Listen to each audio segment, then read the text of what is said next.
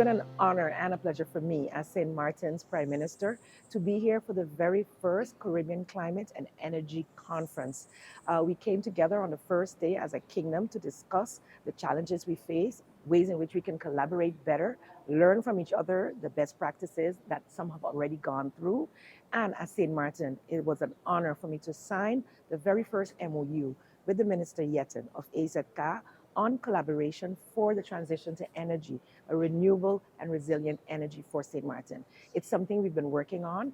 Our policy work group is updating our policies, and indeed, we have a roadmap ready to go. So for me, it's a monumental occasion. And then to further collaborate on the second day with the rest of the Caribbean, discussing key topics to not just collaborate as a kingdom, but throughout the region. We are one of the most vulnerable people in the world.